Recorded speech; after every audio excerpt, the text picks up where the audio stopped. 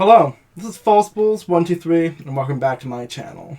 This is Read the Controversy, a new series on my channel where we read challenged, infamous, or otherwise polarizing work and explore the zeitgeist and controversy around it. Today's episode features a children's book written by a social conservative whose main idea is that if you support your trans children, you are tantamount to a child abuser.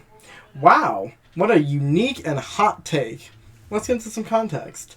In January of this year, Matt Walsh, Conservative Pundit and aspiring lumbersexual, posted a video on his channel introducing his first children's book called Johnny the Walrus.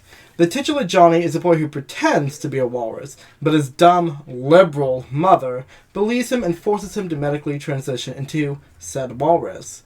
Wow! Isn't that just like that one South Park episode that was completely uncontroversial and won a GLAAD award? I know my favorite children's books share a striking resemblance to South Park plots, like My Side of Gay Mountain or Nancy Drew and the Mystery of Miley Cyrus's Meltdown. Now, this video and its rebuttals have made this rounds on the commentator circuit, but Matt Walsh has also made several claims that he is the #1 children's book author and a #1 LGBT author, according to Amazon. If such claims are to be believed, then that raises for me 3 central questions. Question 1. Is Johnny the Walrus a good children's book, regardless or despite its messaging? Question 2. What process does a book or author get labeled LGBT, and how do problematic works fit into the structure? Question 3. Does Johnny the Walrus's political messaging hold up to scrutiny? Ideally, I would have liked this essay to have been contained in a single video, but unfortunately, due to length, I had to split the script into a 3-part video series. This part will be addressing Johnny the Walrus and the merits of being a children's book, using literary and compositional analysis, child development theory, and ending with a discussion of the zeitgeist and controversy around it. Okay, let's get into it.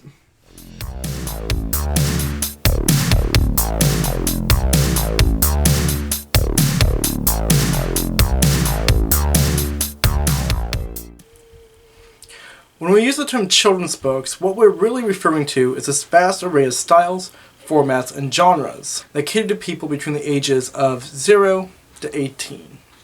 Children's book is an umbrella term, and there's a very big difference in content, style, and audience between, let's say, Mrs. Pigglewiggle and Skeleton Creek.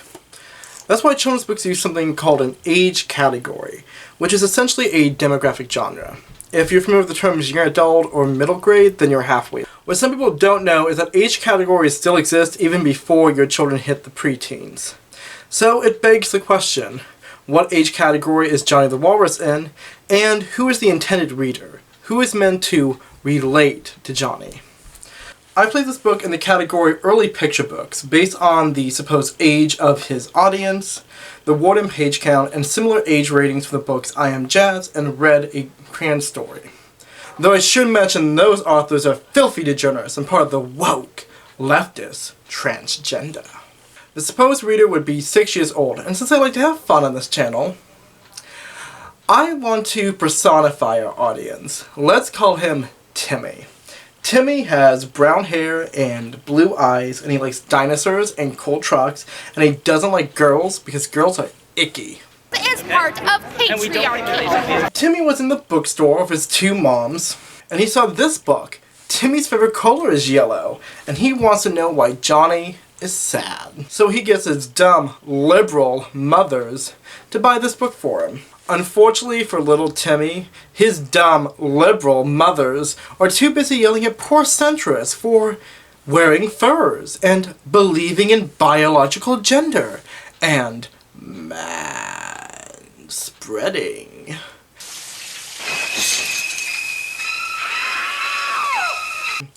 Poor Timmy. Well, luckily, he can go to Matt Walsh's YouTube channel and watch the author read this book. And also, he can learn that if he ever vacuums the floor of the house he lives in, he's actually a beta cuck. Home husband, not even a stay-at-home dad. This is called being a useless deadbeat. That's what that's called. You know what I really call it? I call it, your wife is cheating on you. Let's watch the video with little Timmy. But just remember, I'm a filthy SJW. I'm here to corrupt your children and ruin your childhood.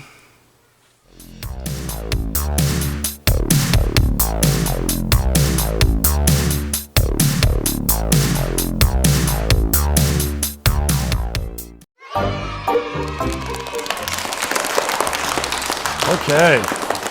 Hello, boys and girls. My name is Matt Walsh. I am a children's author, and I've written a book called Johnny the Walrus. This book is all about identity and imagination. Johnny's a boy with a big imagination. One day he's a dog, the next day a crustacean. Okay, so I will address the choice of vocabulary later on. Right now, I wanted to point out that the crustacean in question, if you can see it right there, is a lobster. Now, this might not mean much to some, but for those who are more familiar with the Conservative Pundit circuit, this might be a subtle nod to the works of Jordan Peterson. He argues that the natural hierarchy of lobsters implies there's an innate hierarchy in human society. Let me just get this straight. You're saying that we should organise our societies along the lines of the lobsters? That many aspects of society are rooted in biological and psychological origins.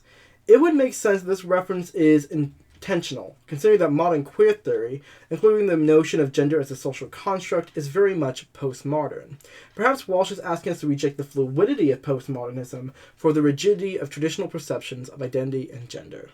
One morning, he came downstairs barking and clapping, wood spoons for tusks and sock fins a-flapping. Notice the Walsh baby in the background photograph and that his initials are inscribed on the rug.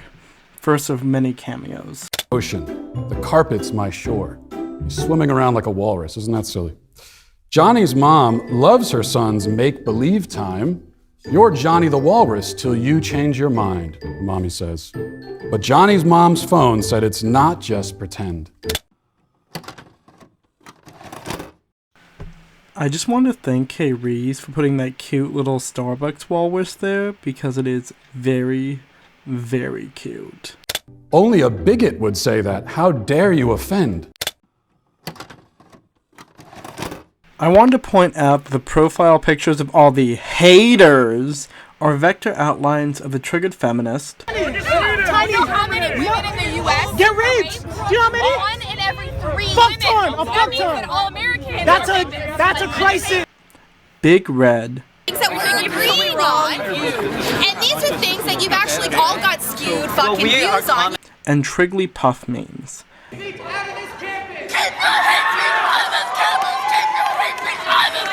I remember them from my anti-just JW cringe era, so it's really impressive that Timmy, who's still trying to figure out what his favorite dino is already exploring the meme culture around Gamergate, an event that happened, let me check my notes, almost 4 years before he was born? Mommy was told to take John for a checkup. All these people are holding signs. Johnny is a real walrus, one sign says. Human walruses are real walruses. Let Johnny transition, all these people are saying. Okay, so this is where the traditional literary analysis comes in. Johnny's mother is dressed in a cyan shirt and a maroon pair of trousers. She's traditional, believing in a rigid binary system of gender. The protesters dress in pinks and purples, blending the red and blue imagery of traditional gender roles. This speaks to the queer notion of blurring the lines of gender and gender expression. And yes, I was an AP complet. Thanks for asking. You'll need to eat worms and to put on gray makeup. The worms give you whiskers, the gray blends you in. More background observations. The physician is apparently named Woke Doctor. You can see her parents had high hopes for her. There's also a poster behind her that shows a walrus of Johnny's hair and flesh-like patches. While Walsh seems to be critical on the idea of transitioning, this androgynous walrus belies a type of species fuckery that confuses the message. Walsh presents transitioning as painful and unpleasant, but for a person in this universe who is truly Walrus, is this flesh-colored walrus a successful transition? The doctor says. And a simple procedure cuts feet into fins. The doctor wants to cut into Johnny and make him into a walrus. So this is page 13. Notice how the framing of the doctor is presented not only as more villainous, but as more masculine, with the way that the shadows imply a 5 o'clock shadow. It's gross eating worms, Mom. They're all so dang twitchy. So the pill bottle says hormones, and they say conservatives don't have a sense of humor. Tee-hee. Wood spoons kinda hurt, and the makeup is itchy. Deep down, Johnny's mom knew that something was wrong, but she felt so much pressure she just went along. The internet people knew just what to do.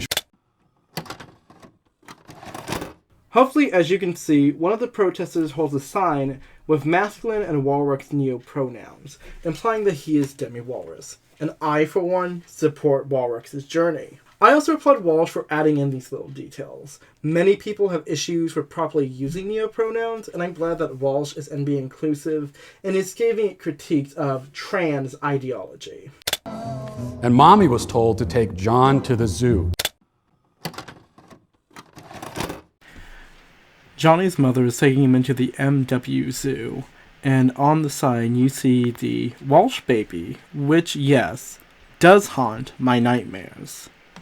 When Johnny arrived, the walruses grunted. And the mommy says, "My boy's a real walrus. His growth was just stunted." The zookeeper thought, "What's she talking about?" "Ma'am, that's just a boy with wood spoons in his mouth." Okay, so here we get to one of the last pages of the book, and there is so much to unpack here. Okay, first we have that Matt Walsh, illustrious children's book author, has written himself into the story. I can only imagine this is either a subtle nod to the self-insertion characters of Kilgore Trout or Enobi Way, which, as we all know, are common stock characters in children's literature. It's intertext like this that really makes an enriching story for a younger generation. The reducing of Johnny the Walrus's identity to an aspect of dress is telling, but we'll get more into that in part 3. The final thing I wanted to point out was the flesh-colored walrus that stands directly behind Walrus. Is this mysterious Kay Reese some kind of fourth columnist who has infiltrated the right-wing intelligentsia to spread gender confusion? Matt Walsh wanted to satirize the absurdity of gender politics, and yet this book is replete with images of this walrus. If the ability to truly transition is an impossible pipe dream, then who is this walrus? Was this walrus assigned male at birth? And this is what a fully transitioned walrus person looks like? The walrus stands directly behind Johnny, implying that the walrus is connected in some way, perhaps as an omen of Johnny's future self, if Walrus proceeds in this transition. My main issue is, why have Walrus here? The walrus just weakens and confuses the story. Now he's the voice of reason. Yeah. Right? But if I believe that, they'll say that I'm phobic. Protecting your son, ma'am, is what's most heroic. At last, Johnny's mommy was able to see that Johnny's not what he's pretending to be. Now mommy ignores the mean things on her phone, while Johnny pretends he's a bird flying home. The end. Thank you. Is there a particular ending we're looking for here, or just?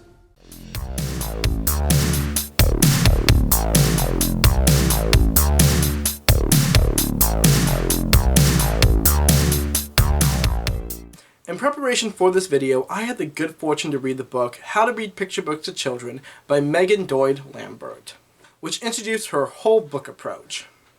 Lambert was a lecturer at Simmons University, where she earned her master's in children's literature and developed her book reading system while working at the Eric Carle Museum of Picture Books. Also, she's a child's book author. Oh my goodness. Just like Matt Walsh. I mean, Lambert, Walsh. It's like looking in a mirror. Twinsies. The whole book approach utilizes a technique called visual thinking strategy. If you've ever been to an art museum, you might be familiar with the process. A docent or other employee will ask you open-ended questions to help you engage with the work. She uses this in conjunction with formatting and visual language to help children better understand and engage with the themes of the books they read. She devotes the majority of the books into chapters analyzing different aspects of book formatting and how she uses her method for story reading. I'm going to use these categories today as a basis for compositional analysis. So let's just break this down in order. Trim size is the physical size of the book, orientation is the shape of the book. This book is pretty small, so I can't imagine it would be good for a classroom reading. It'd be hard to see all the fun little details from the back of the room. But if Timmy wanted to read this book with one of his two moms, I think it would be good for a personal reading. This book is square, but the image composition doesn't really play into that. This book could have easily have been a landscape portrait, and I don't think anything would have really been gained or lost from that. If this was a literary analysis section like I had in high school, I would suggest that the square orientation is meant to show the rigidity of things like the gender binary. However, Lambert was primarily concerned with how orientation tied into formatting and composition. To give you an example, she says that really tall books, like Madeline, were helped to illustrate how tall or powering things were, very much like you would see with shot composition. The next thing to consider is the cover art. The front cover features a binary of Johnny presenting as a walrus. His facial expressions and body language indicate that he's sad. Above him is a walrus with flesh-like coloration appearing upside down as if to subvert some norm. Both Johnny and the walrus are looking towards the back of the book. The back cover features the tagline, "A tale of identity and imagination," and it shows a thought bubble of Johnny thinking of various roles that he's in. In all the other worlds, Johnny appears happy and confident, but when he's in this walrus persona, he appears as dejected as he does on the front. Lambert discusses how imagery on the front cover hints towards themes or ideas that are present in the main text of the book. And I will say that this book did a very good job at advertising what the inside is about. In papers refer to the paper that ties to the inner binding of the book, and front matter refers to the various pages that happen before the main story, such as the title page, table of contents, and a frontispiece, or something like that if you're fancy. In Johnny the Walrus, his in-papers are simply canary yellow, which ties into the color of his shirt. There is no front matter to this book, it simply opens up to the first page of the story. Typography is pretty self-explanatory, and I will give them kudos for this, to include color and motion graphics and use that to tie into the color story of the page overall. It's not consistent enough for it to be symbolic. There aren't certain colors tied with certain ideas or words, but it is unique enough to catch my attention. Good job. Gutters and Margin is basically discussing framing, cropping, and overall panel design. Johnny the Walrus has exactly one panel that uses a cross-page design, and every single panel is bled exactly to the edge, so we're not really dealing with framing within the page itself. The page design itself is also very similar. Not only is the vast majority of the backgrounds either a ship-lathe wall with modern farmhouse decor or simply a white background, but a lot of the pages are shown in a single point perspective, usually using a medium or full shot, with very rarely using an extreme close-up. In terms of framing, the composition is very practical, very literal, and you don't get a lot of emotional or symbolic weight from the way that the shots are composed. So I also want to recognize that picture books could also be understood as a kind of sequential art, and so I also went through and did a reasoning using that kind of metric. The pacing is really quick, with the majority of the panels being action to action or subject to subject transitions, and because you have these bled edges, there's very little visual barrier between these panels, especially when you lack the sort of visual congruentness that would make that transition easier. For me, this comes across as a very visually choppy reading experience. It seems to be based less on actual composition of the page and more on the physical act of reading it left to right. Johnny the Walrus mostly uses a duo-specific relationship, which means the pictures are a pretty literal interpretation of the words and vice versa. But Ryan, couldn't you say that any picture book is going to be a literal interpretation of a text? I think you're imposing an unfair standard. Okay, I'll give you an example. Let's take, once again, Red, a Crayon story. All of the characters are crayons, and what color they are symbolically ties into their personality. The Army Green Crayon is a rough militant, and the grandparents' crayons are silver and gray, and they're shorter than the younger crayon. What I'm getting at is that a good children's book isn't just representatory. It also contains a type of subtext. Lambert's whole book approach is all about using the subtext of a work to encourage discussion and imagination. I could very easily use Lambert's approach as why the yellow crayon is happy or what the army green crayon should sound like. I couldn't do the same thing with Johnny the Walrus. Now, Timmy's a smart kid. He has a cultural idea of what a drill sergeant is. He can name things that are yellow and blue and black.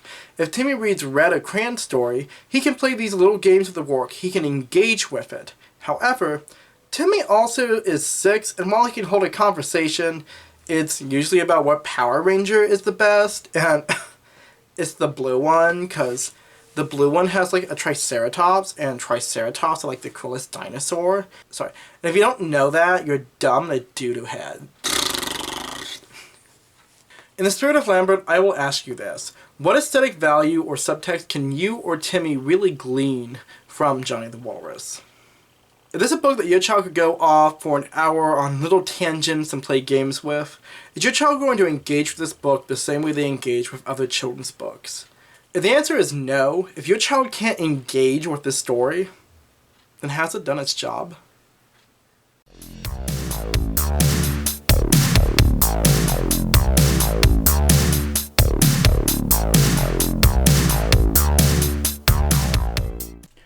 If you were physically awake and understood the English language, then you may have noticed that Johnny the Walrus isn't really about being a walrus. Why would you say something so controversial yet so brave? The real question is, would Timmy understand that? Timmy is a smart kid, but metaphors, allegories, even politics, that's some big brain stuff, and Timmy is still having a hard time tying his shoes. So, I texted a friend of this channel, SquishyQT, who has a relevant degree in the subject, and asked her if Timmy would understand more abstract concepts. To paraphrase, it depends on how simplified the concepts are, but a child at that age would be beginning to think more abstractly. This definitely helps, but let's paraphrase some old white guys as well. Jean Paget, Swiss psychologist and mollusk enthusiast, is best known for his theory of cognitive development, which, like a lot of other psychological models, is divided into different stages. Timmy is on the cusp between the pre-operational phase and the concrete operational phase. There's two relevant concepts at work here. Younger children are egocentric, which means they have the inability to relate to other people's perspectives. They incorrectly assume that their perspective and feelings about the world are universal. As children grow older, they begin to become more interpersonal and begin to be able to relate to others. The other change is that children are going from completely concrete thinking, literal observations of the world, to symbolic and abstract thinking. A kid at this age is just beginning to develop these skills, so the term simplicity is doing a lot of work here. To explore this idea, let's use Read a Crayon Story and let's read it through 3 different lenses: concrete, symbolic, and abstract thought. I'm going to Concrete thought is the most literal reading. We're observing the world and relating it back to someone with no interpretation, just a strict reciting of people and events and recognizing obvious emotions. Red is a crayon that has a red label, but it's clearly a blue crayon. But then all of his family and his friends want him to draw red things. And that's like really silly because you can't draw red things with a blue crayon. Then his friend Purple Crayon asked him to draw a blue thing, and Red is happy because he finally drew the right color. And he draws all sorts of blue things, and he's really happy.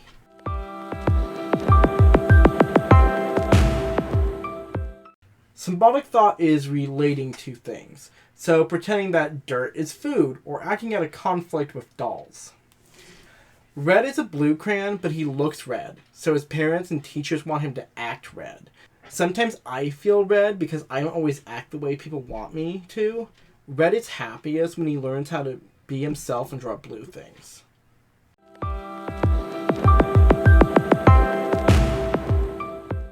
Abstract thinking is the last type, and it's where we have intangible concepts like philosophy, politics, math, and so on. Truly abstract thinking, where we're thinking completely in the abstract, begins at the formal operational stage, where we start developing political and moral opinions around 12 or 13. This is how an adult or a teenager might read a book. Red is a pretty clear allegory for the trans experience. Red presents as a red crayon, but is innately blue. Some of the dialogue supports this. That's how he came from the factory. It says red on his label, etc.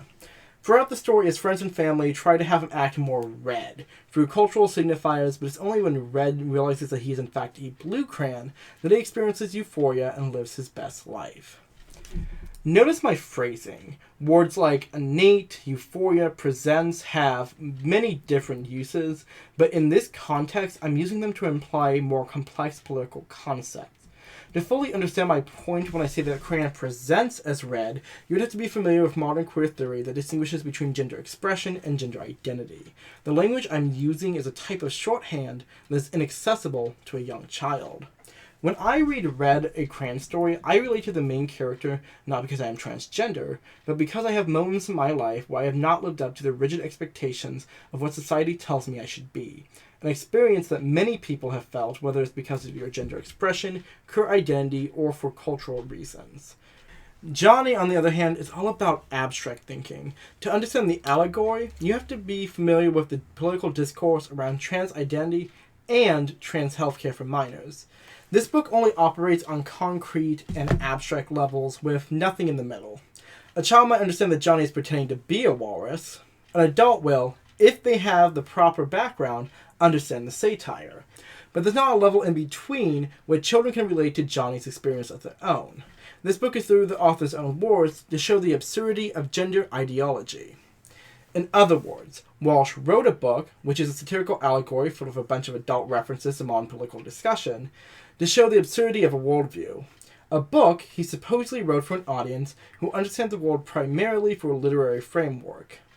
If a child is a realist, then how can he understand the surreal? Now, if we look at it from that perspective, this is not a good children's book. It does not complete the function desired either through its aesthetic or ideological function. However, that is all on the assumption that this book was meant for children. And you're like, Ryan, of course this is meant for children. I mean, look at it. It's a children's book. But hear me out. Paget used a concept called schema in his theory, which is basically that when we observe the world, we develop categories to place things in based on the properties they have. And if you, like Ryan, isn't that just a social category? The answer is no, but the concepts do draw water from the same well. A child could develop a schema about a chicken. It has feathers and it goes back, back.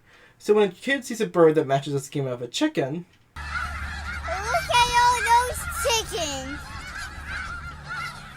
in the clip where one of the children expresses confusion over Johnny's walrus identity, I mean, she really thinks this kid is a walrus. But it's not. No. it could be because he's taken the book literally. He's looking at it concretely. But you could also have just assimilated Johnny into a schema of walruses. If something looks like a chicken bird and goes back, back like a chicken bird, it must be a chicken bird.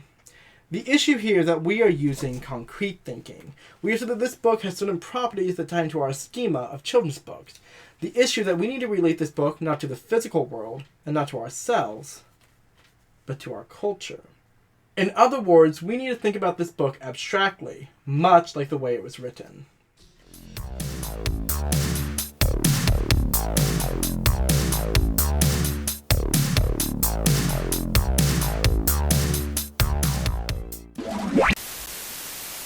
Hey, Lauren here. Let's talk about leftist propaganda in publishing. In this book, we are talking about activism. It's the little book of little activists.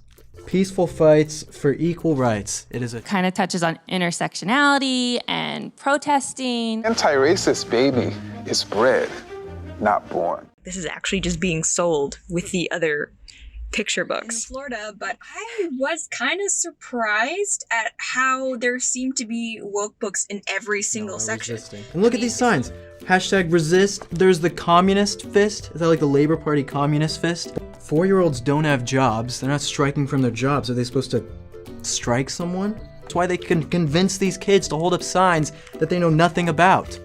We will not be silenced. I doubt this kid can barely even talk. People say the indoctrination starts in college or even as late as high school. It starts when you're 4 to 8 years old, when parents are getting their kids these books. There is definitely a disproportionate amount of wokeness in the bookstore considering how many people are actually woke, and I think it's because a lot of them are in the publishing industry, so probably just a case of the publishers publishing what they want rather than what necessarily the audience is looking for. Conservatives make up about half the country, but book publishers rarely sell kids' books about them. It's time to bring some of those books to the market because Lord knows the publishing industry won't.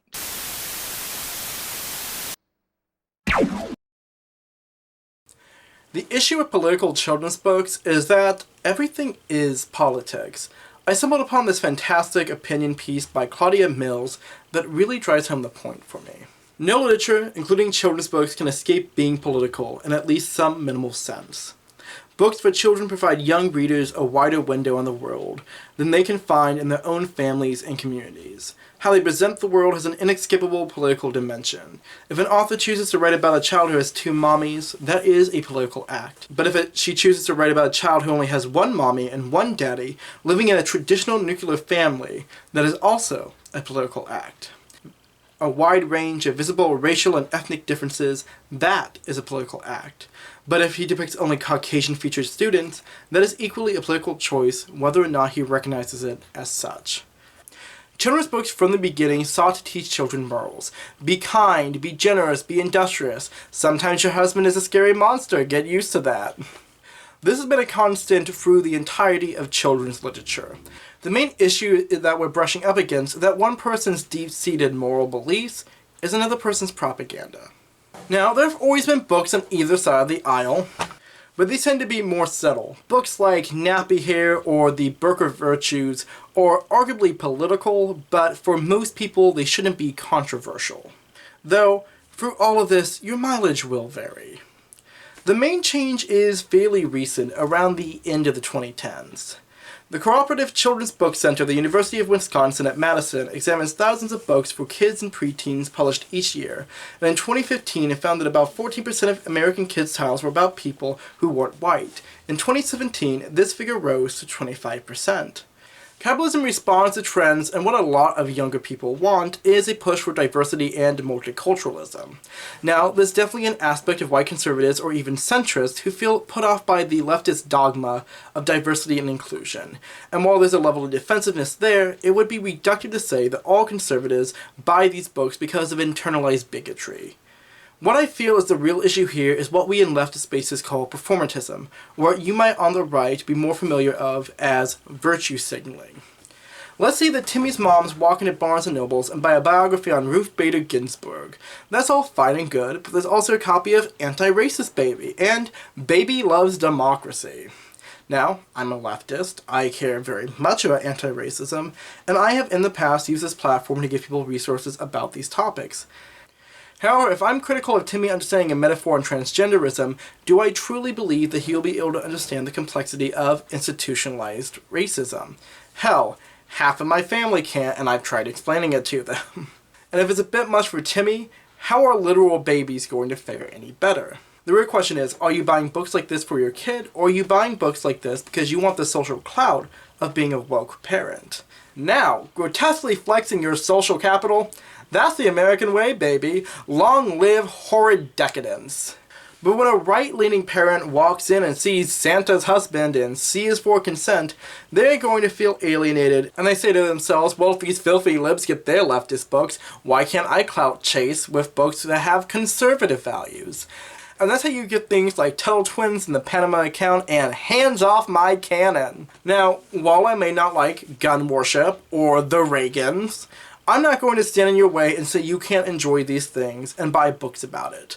My main issue is that when books are filled with regressive misinformation, there's a difference between having values and simply having prejudice.